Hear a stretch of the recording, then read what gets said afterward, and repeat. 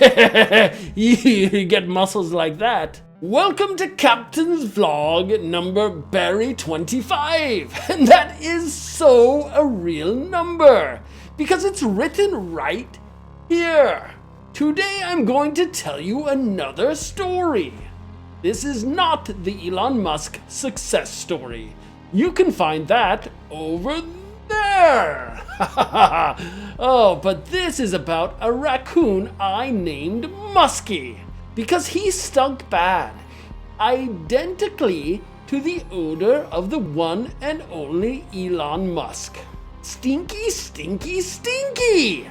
This one is quite a bit different from the postulations I mostly talk about and send down to your planet and onto your television and then onto your YouTube.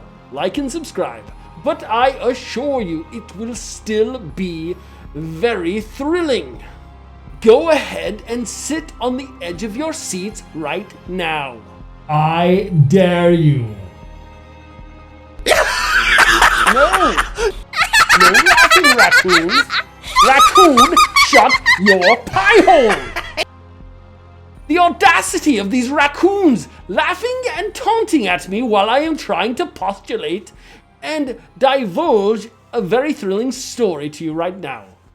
Okay, we return to our narrative.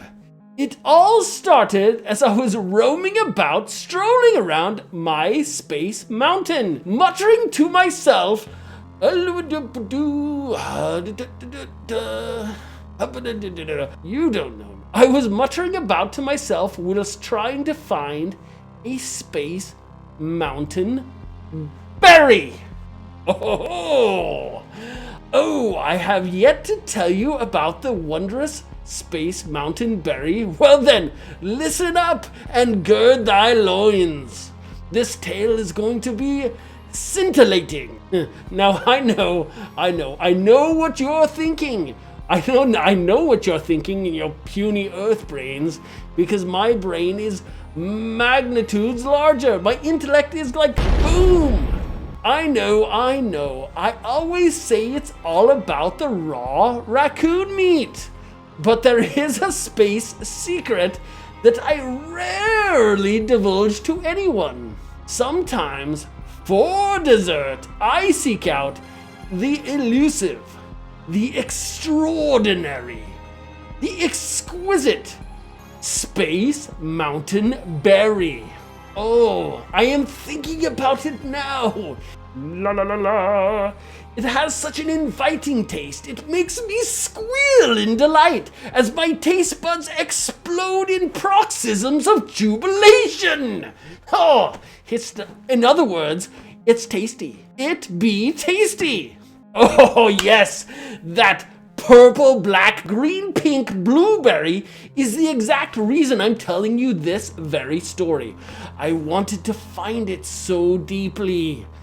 Oh, where is it? Ah. For the elusive space mountain berry only grows in the dank space air on my effulgent space mountain, and only in the crevasses of the mountainous hills of Vortex Valley.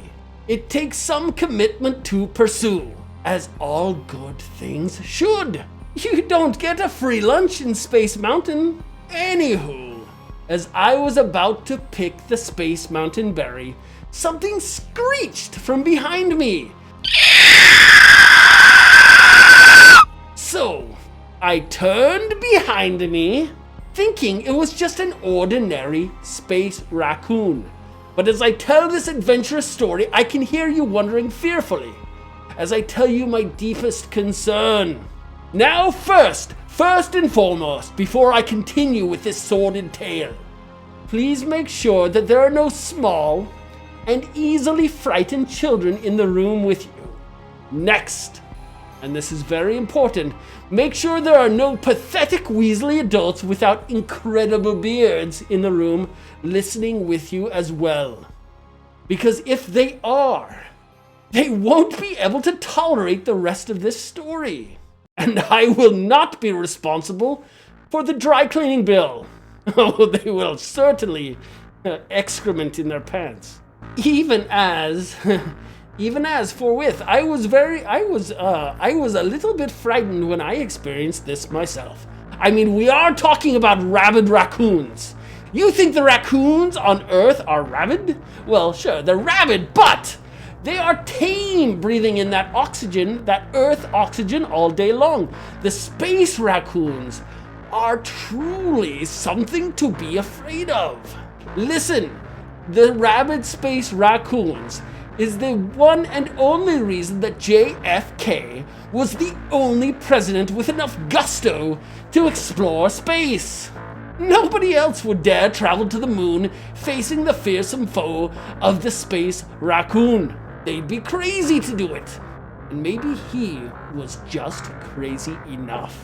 The rest of them were just teeny tiny babies cowering from the majestic space raccoon. Is it safe now? Can I continue with my compelling story? Have you removed the babies and beardless wonders? The raccoon pack leader and I have been in a decade-long battle over the space mountain berry. I mean, it feels like a decade. I don't know how long it is on Earth time, but it's been a long time, so it feels like perhaps a decade.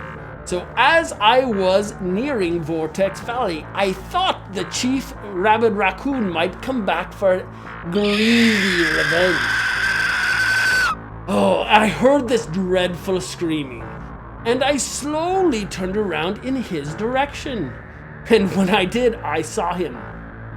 I saw Muskie, and do you know what he had in his tiny, evil raccoon hand? He had my hat! This hat right here! I have no idea how he took it from the top of my head. I mean, he is a seriously devious and evil rabid raccoon. To get past my internal defense systems and snatch my precious hat from my mega brain, my giant cranium. Needless to say, I was so angry, I was at a loss of words. Oh.